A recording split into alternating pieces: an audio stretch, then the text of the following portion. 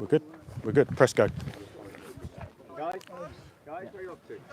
Recording.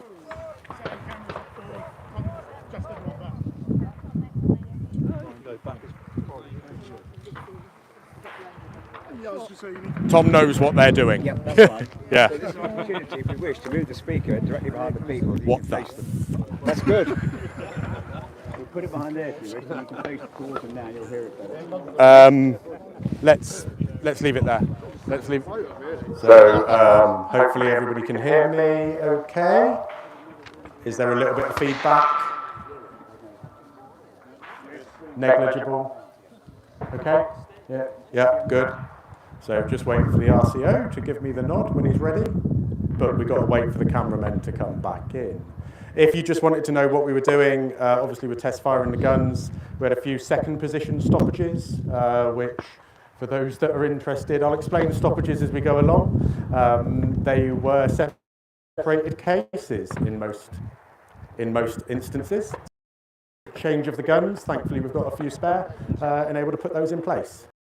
Started raining, it feels like we have a proper event, doesn't it?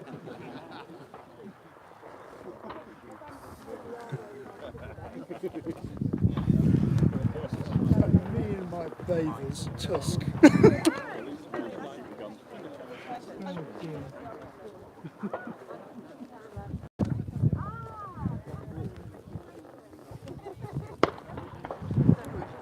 Okay.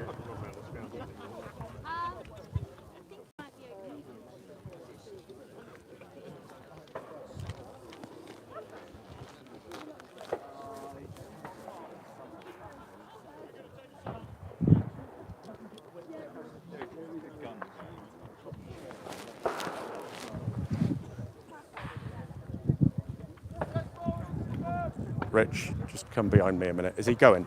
Yeah. Take control of the weapon!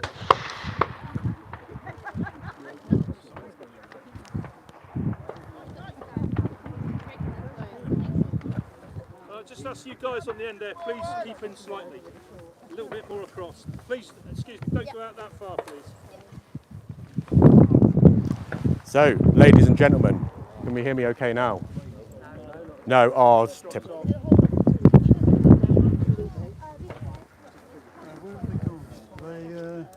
Oh, they've gone. They've gone. They've moved my speakers. Excuse me.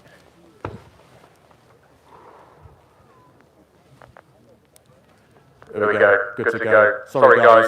You got too near the speakers then. So, ladies and gentlemen, just good afternoon, really. Welcome to the weather as well. We weren't expecting that. I'm Rich Fisher, and this is the Vickers MG Collection and Research Association.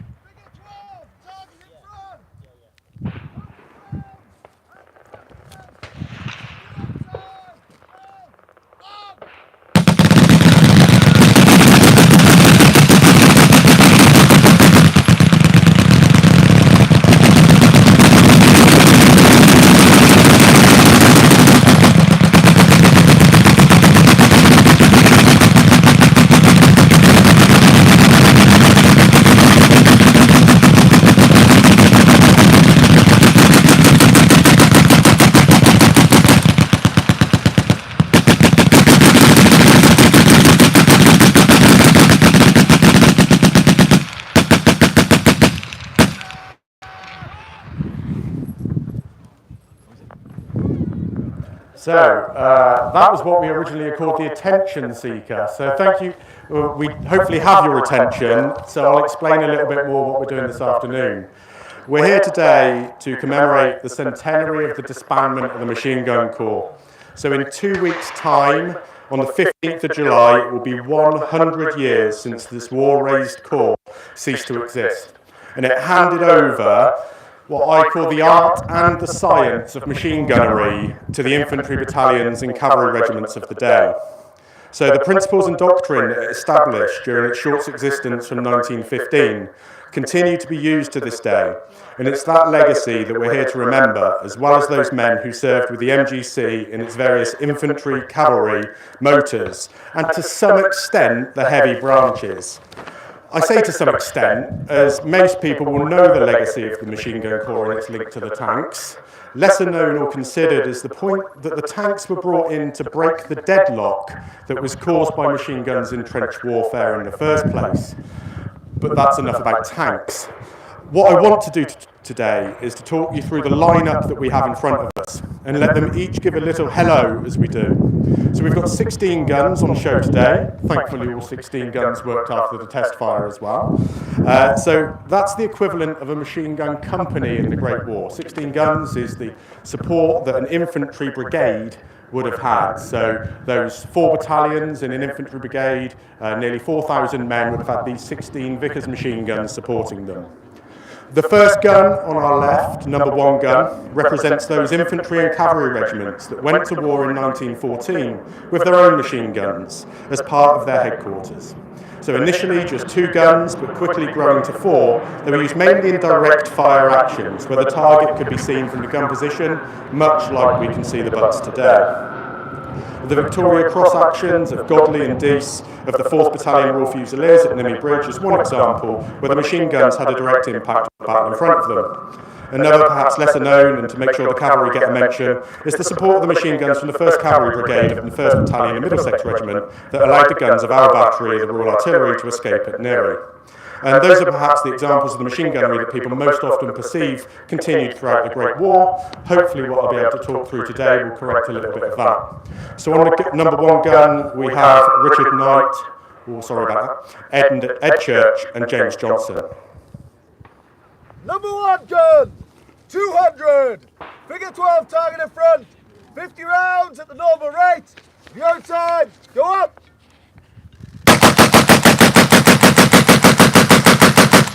Stop. It's only 25. Go time, go on. Stop.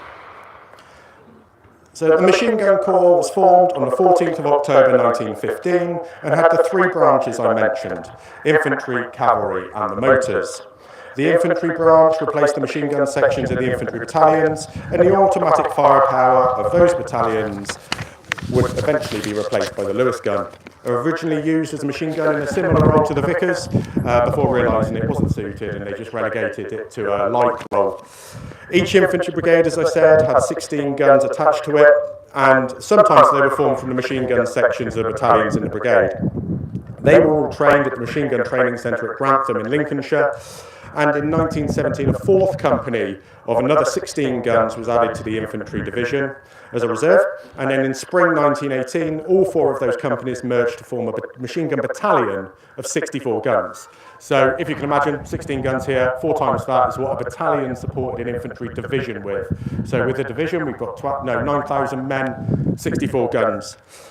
The motor batteries used motorcycle combinations as army or corps troops attached as mobile reserve, and they trained a little closer to home. So the Machine Gun Training Centre of the Motors branch was here at Bisley. So if you can imagine back in 1914 and 1915, these ranges would have been used for exactly this, as the motor machine gun service, which was still part of the Royal Field Artillery at that point. So we've got 2 guns, number 2 and number 3 guns, and on those we have Mike Budd, David Stedman, David Priest, Tim Rose, Ewan Wilson and Richard Wilson. Number 2 and number 3 guns, 200. Figure 12. 50 rounds at the normal rate. Go time, go up.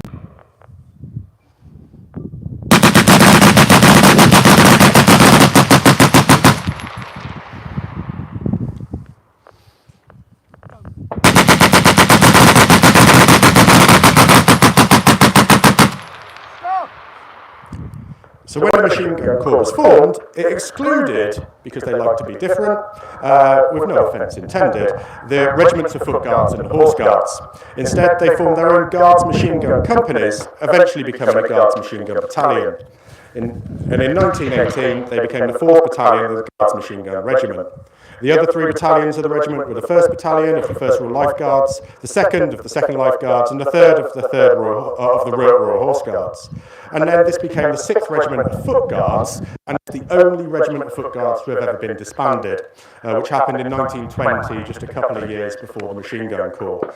On the gun we've got representing the Guards Machine Gun Regiment is Tony Hall, Matt Moss, and Vern Litley. Number 4 gun, 200, figure 12, 50 rounds at the normal rate. Fire!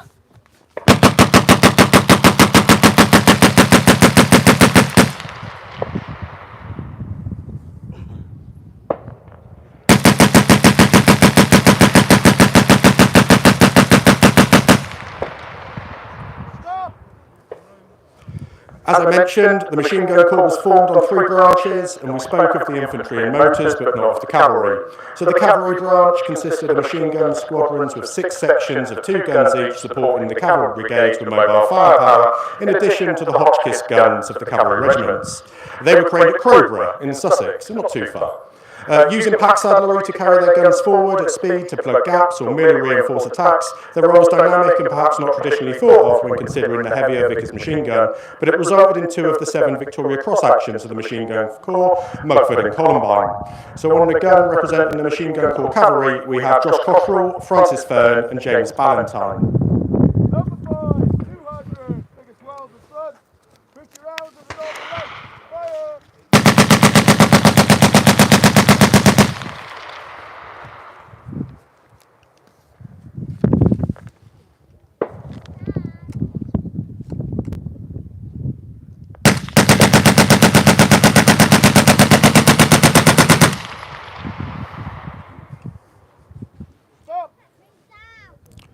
The Machine Gun Corps fought all around the world as its companies, squadrons and batteries were attached to all elements of the British Army, as well as parallel organisations in the Canadian Expeditionary Force, the Indian Army, the Australian and New Zealand Army Corps.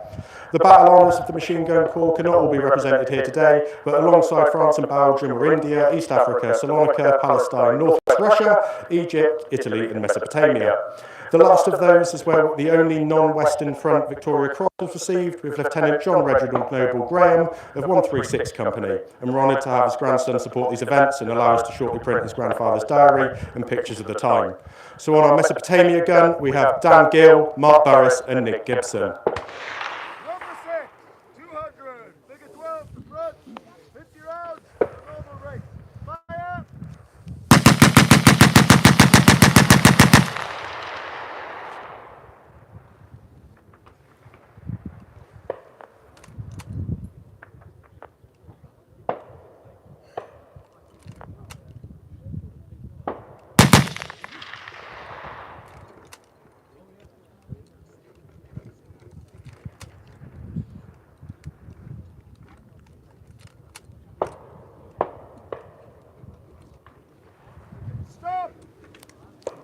So, in 1922, the Machine Gun Corps was disbanded. The 1st Battalion returned from Ireland to Shorncliffe, and the men were transferred to other units or demobilised from the army.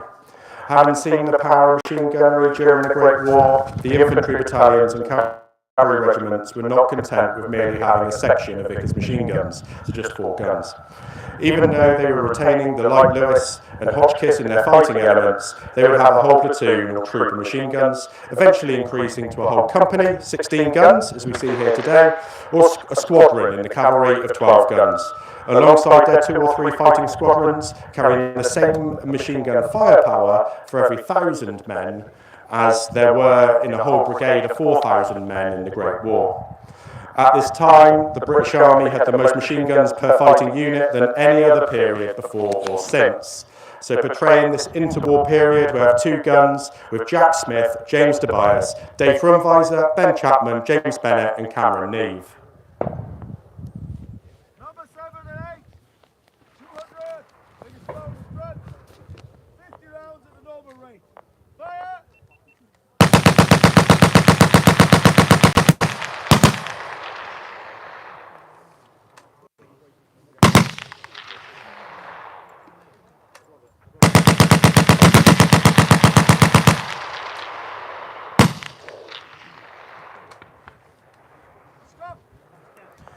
So as you can see, we're just experiencing problems with the guns. We've got everything ranging from Great War period Vickers to when they were last made in July 1945. This is probably the heaviest use they'll be seeing. Most of these have come from, as I'll explain, various armourers that use them, and some of the problems that we experience we can't train through. They'll be mechanical, there'll be ammunition, and there'll be what we call prolonged stoppages rather than temporary. So we blame something else other than the machine gunner themselves. So then came along the Second World War. With mechanisation in the 1930s, the Brain gun had been introduced to replace the Lewis. The Vickers was due to go the same way and be replaced, but enhancements in the 303-inch ammunition extended its range from 2,900 yards to 4,500 yards, so not quite within today's range template. The capability of sustained long-range fire could not be matched by any other gun available, and the war stopped development of the option, so it stayed in service. It was withdrawn from the infantry battalions again, though, and the cavalry had largely reorganised. Machine gun battalions were formed, and 4 machine gun companies of 12 guns each, so 48 in total, were born on machine gun carriers, commonly and incorrectly called the Brain gun carrier, or 1,500 weight trucks. Their main role now was indirect fire, targets you cannot see from the firing position. So using dial sights and aiming posts, they were firing out to those maximum 4,500 yard ranges, covering the entire divisional area.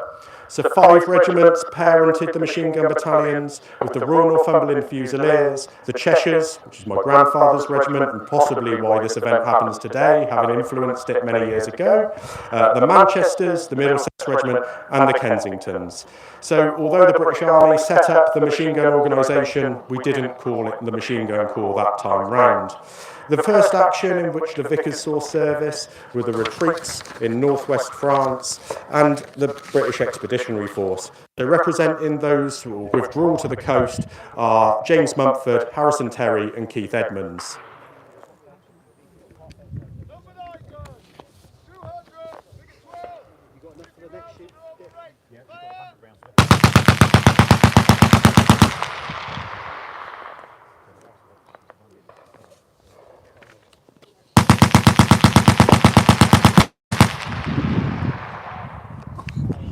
So, although the gun was considered obsolete and out of date, we still needed to build more. We ordered another 20,000 in the Second World War, as many of those 80,000 in the Great War were no longer in service for one reason or another. A lot of them we'd given away. Australia also built 20,000 guns, of which many of those on the firing point are those Australian-made ones and survive today. But all this wouldn't have been possible if it hadn't been for the female women's roles during the wars. And there's an excellent video of women ammunition workers test firing ammunition, which somewhat inspired this gun team. Lydia Hurley, Pauline Van Alderen and Jane Lawley Morris.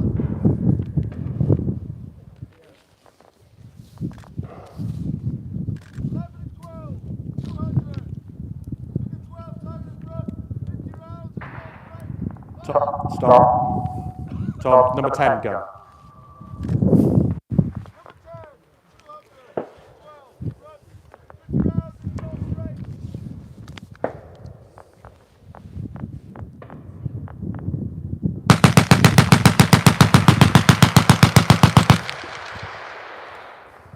I'll keep moving as much as I can.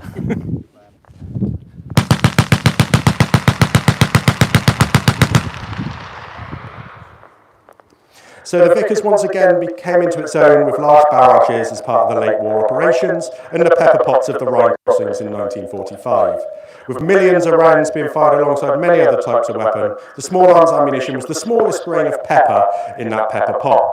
The machine gun battalion certainly echoed the sounds of the Machine Gun Corps during this period. So on these 2 gun teams we have Kev Fisher, Mark Van Alderen, Jake Wardle, Leon Frinweiser, Ian Pick, Dave Dedman and Angus Cameron.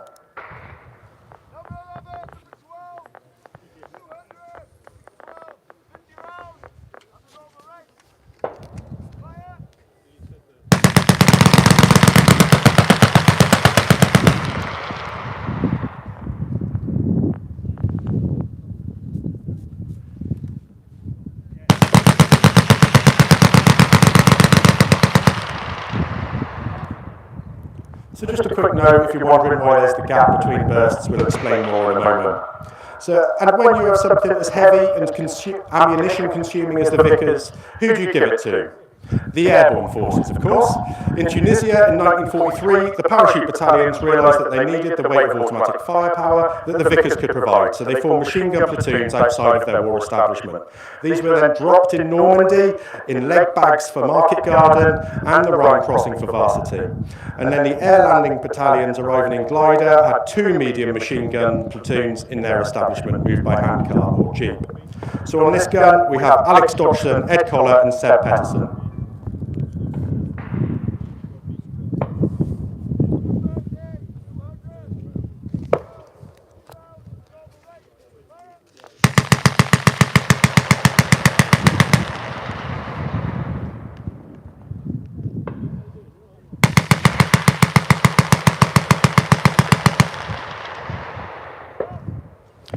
The Vickers once again saw service around the world with the armies of the Dominions and Empire countries, and many of those allied as well. My grandfather served in Italy with the 7th Battalion of the Cheshire Regiment, and there was ghost guns at Monte Cassino, and the Australians combined 96 guns into one battalion in North Africa. So representing the Italy and Middle East theatres, we have Brian Keeley, Matt Vai and Matt Lund.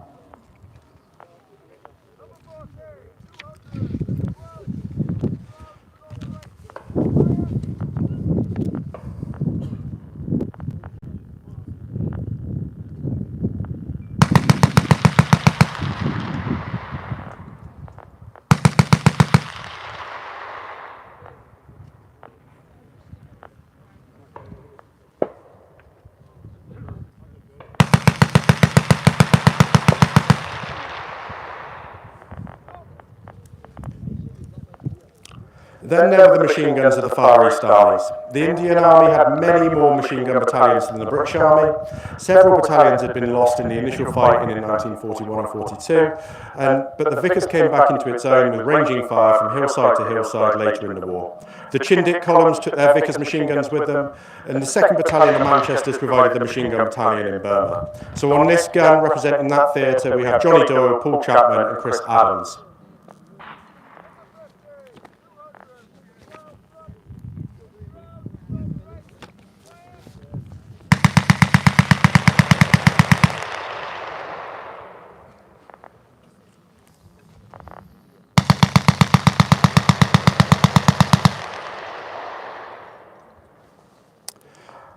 Despite once again being considered obsolete at the end of the war, the Vickers was returned to the infantry battalions and the machine gun battalions.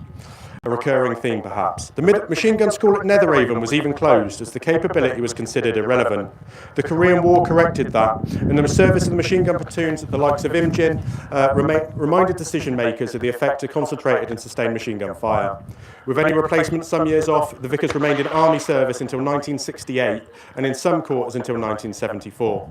Our association considers all aspects of the Vickers use, right up to its likely final combat use with the South Africans in the 1980s. But our timeline for today ends here, with the decidedly modern equipment of the 1960s soldier, their olive green uniforms, 1958 pattern webbing, and at this point the Vickers was in service alongside the FV432 and tactical nuclear weapons. Our gun team representing that period is Giles Wiggins, Joik Brown, John Morris and Rennie Spores.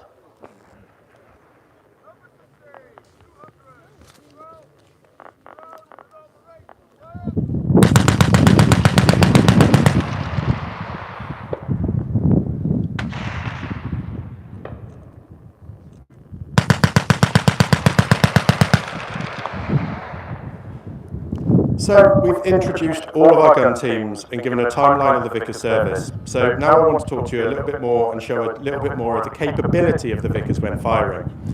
The Vickers fires a 25-round burst. 5 seconds is not a burst. 5 rounds is not a burst. No matter what it's doing. The variable amount is the time between those bursts. So it can do this because of the water cooling. It won't boil until after 600 rounds to the normal rate of fire, which is 8 seconds between bursts. Some of these guys can't count 8 at the normal rate, but we'll forgive them today. With this rate, we fire one bout every 2 minutes.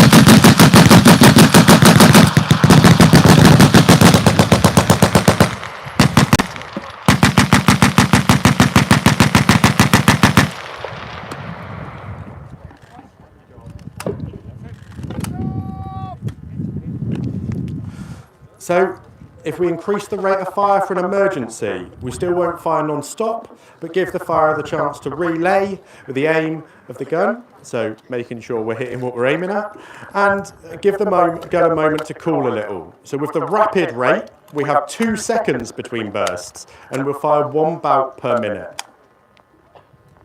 All good! All good! Guns! All guns!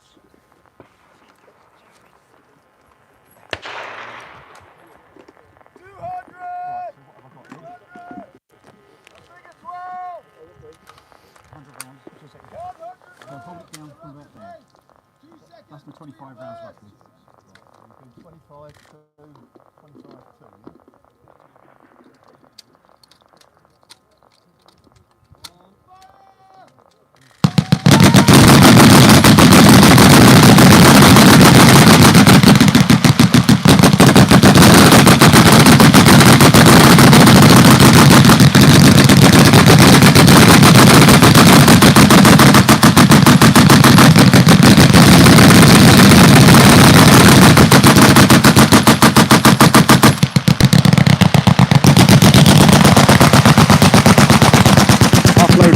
Half load. Nothing, okay.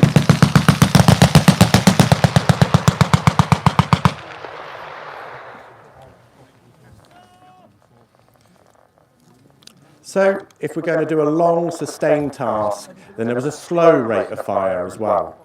Only used... Oh, there we go, stand up. Only used during the Great War when those longer tasks were more common. And with this, it will take much longer for the guns to boil. So 1 bout would be used for every 4 minutes.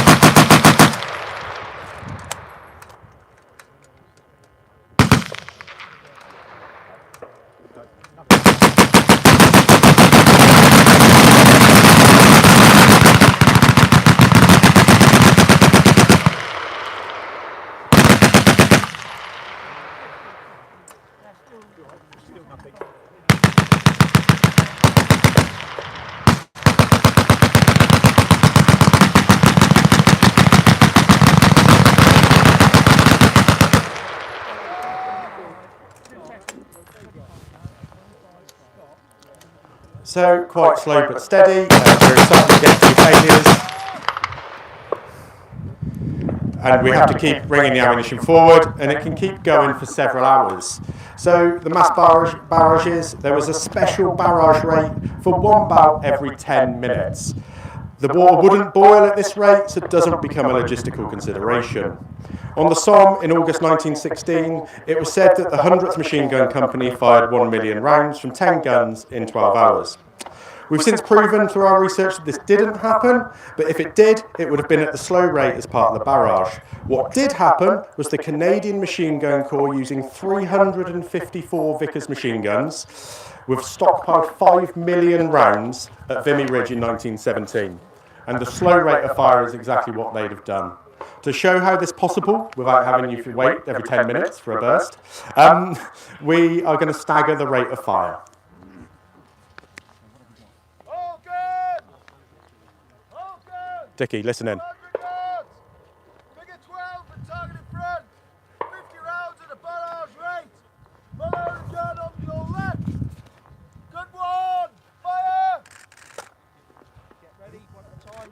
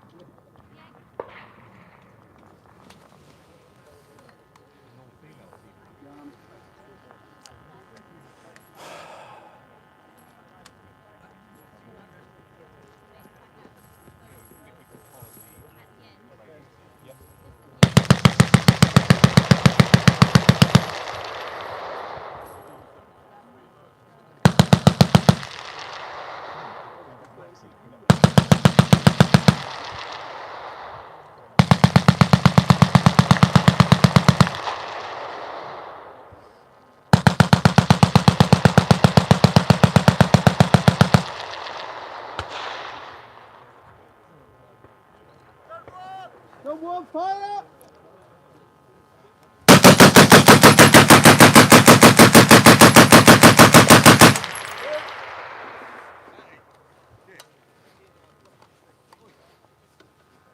Stop it down, you've got 3 seconds. Right. Yep. Fire!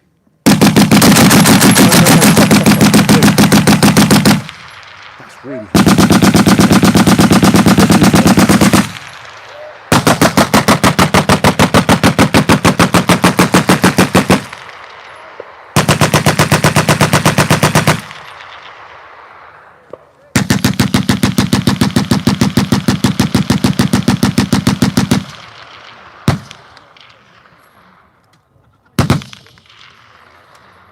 What do you need? Oh, really? Yeah.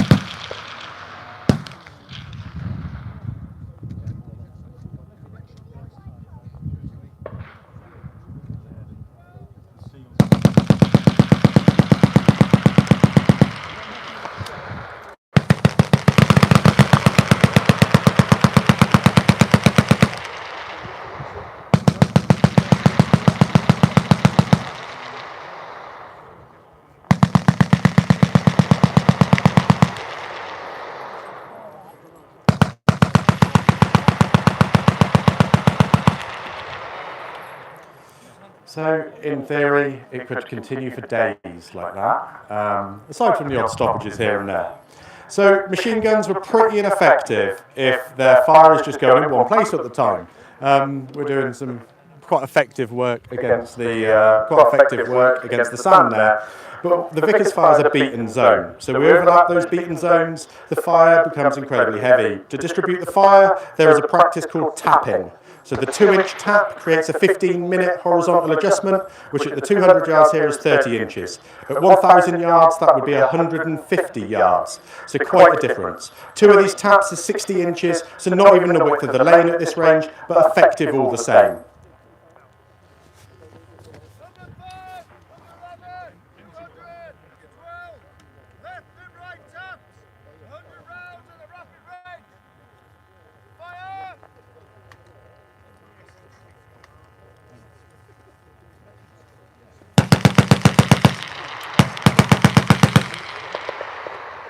Gun number 5.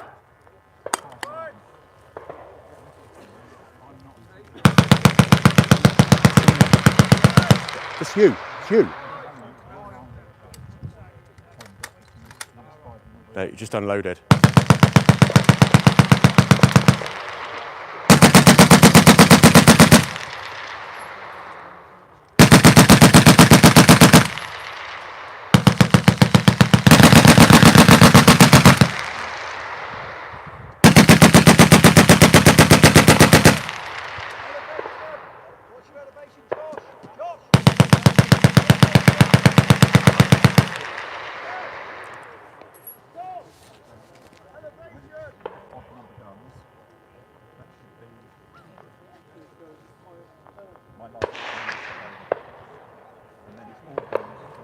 Was that a stop? You can see how the elevation of the gun starts to bed in as well. So the weight of machine gun fire also becomes important. If a single gun is not firing more than 25 rounds, oh, bear with me. 25 rounds a burst, and we don't want it to overheat, we need more than one gun firing on a target. So we need more than one gun firing on targets today. We've got the stoppages that we're getting. So when first introduced, only 2 guns were available in the machine gun section. 2 guns also with a minimum fire unit for a direct fire task. So those targets we can see.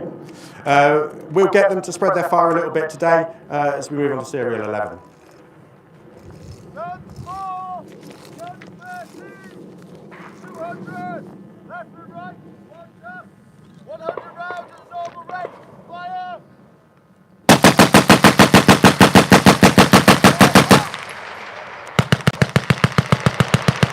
It's too much.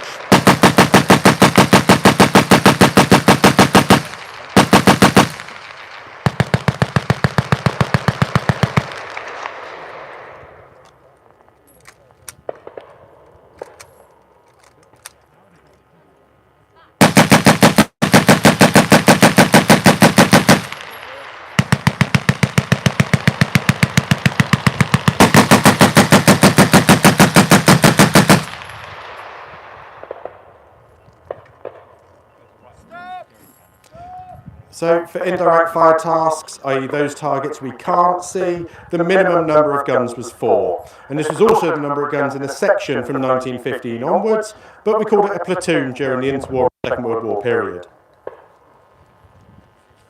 Guns, number 2, number 6, number 10, number 14, number 12, left and right up, fire!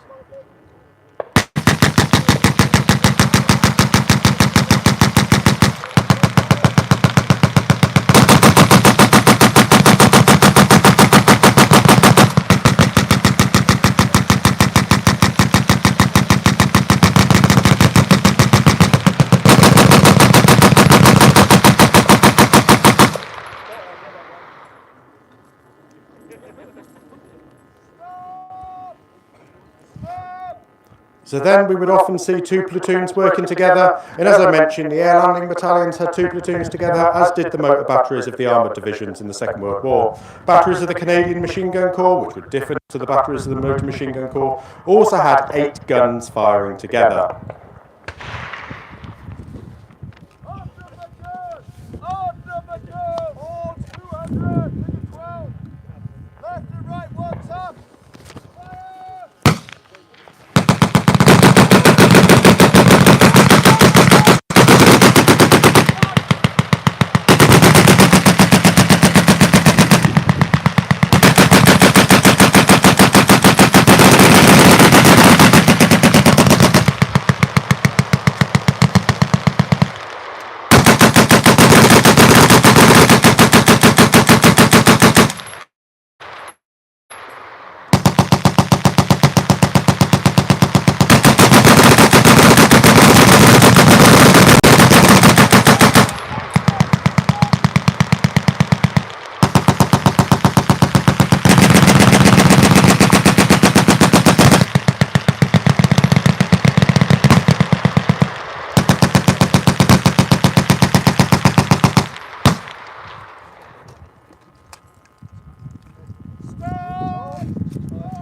Then, if we want to employ our heaviest weight of fire, we'd use the whole company, 16 guns.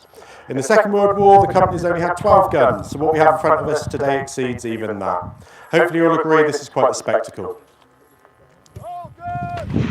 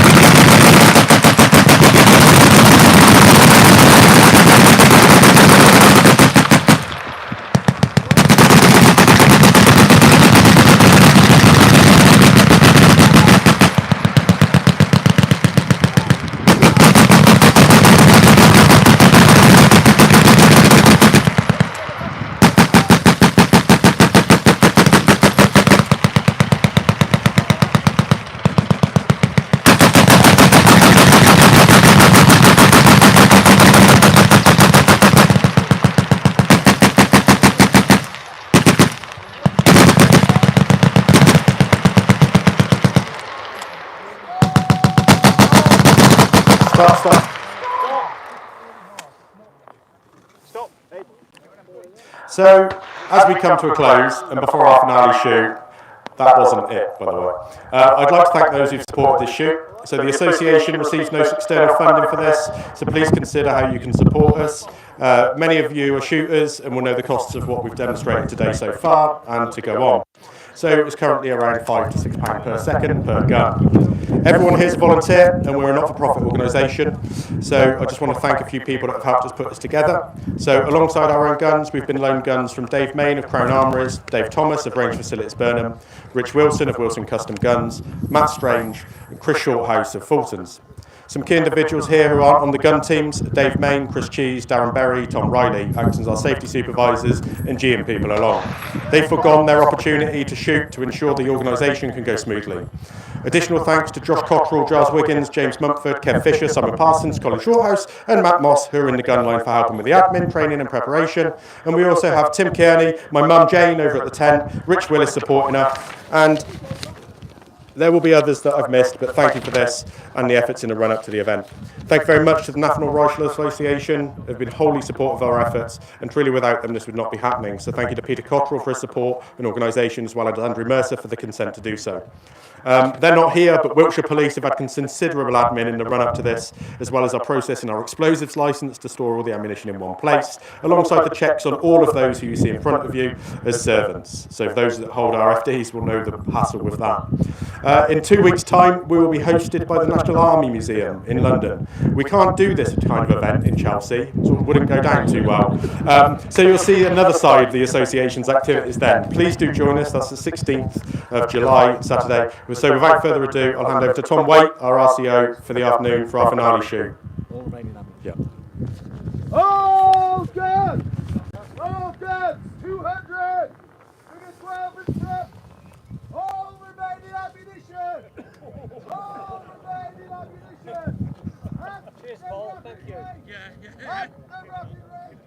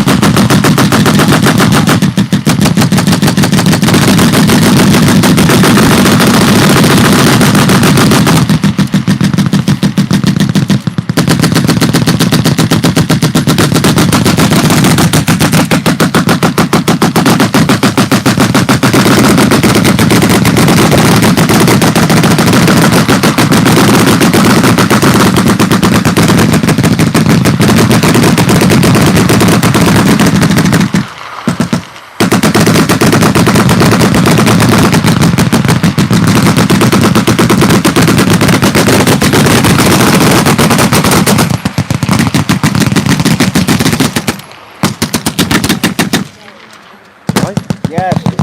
I'll sort the bank out tomorrow. Very good. Very good commentary. Excellent. Yourself, I think. Yeah, I hope so. But the next effort behind it, I know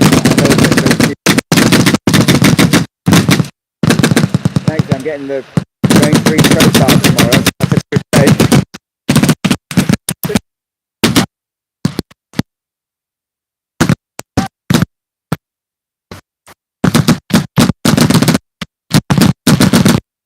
I think you realise to pull down before you touch it.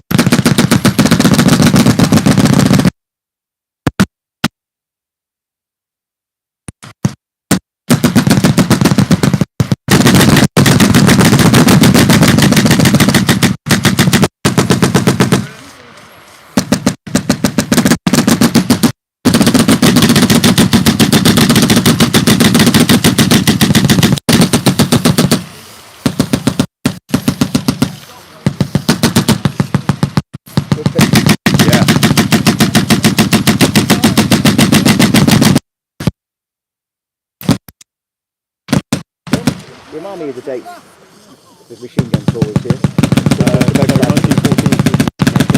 14 to 18. Yeah. Come down and talk to you. First World War. Yeah.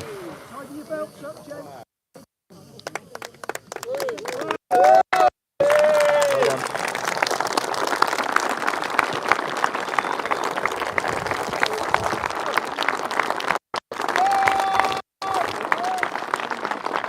Stop.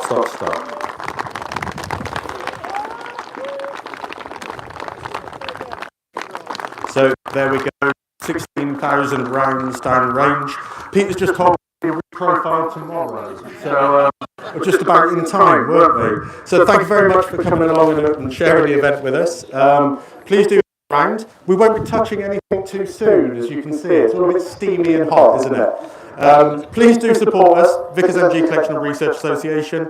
Become one of our patrons, make a one-off donation, buy in posters or books, or just come up and see the collection in Swindon, Wiltshire, or come up and see us in 2 weeks' time at the National Army Museum. Ooh, stop that. That's all right. I got the donation bit in first, didn't I? So thank you very much. Safe journey home, and we're going to count and let everything cool down before we touch it.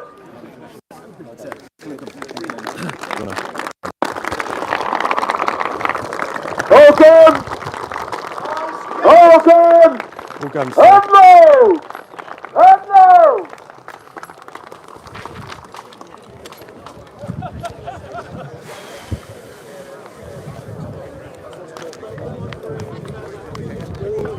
Well done. Thank you. Oh, some of them were all right. Yeah. Right, Tom's got the mic. Yeah, You can do that. Awesome. Good. I'm glad you enjoyed it. I think we've got a good few shots in the bag. I didn't know there was a lady gun team. Yes, right. Yeah. We're going to take Holly around now and do a few stats with Oh them. yeah, definitely. Do so. Yeah. Do so. Yeah. All guns, listen in. For inspection. Up. Safety stop.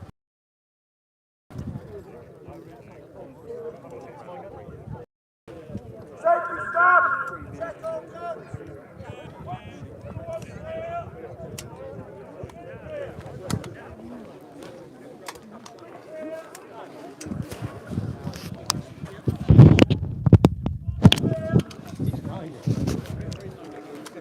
I'm at the top corner.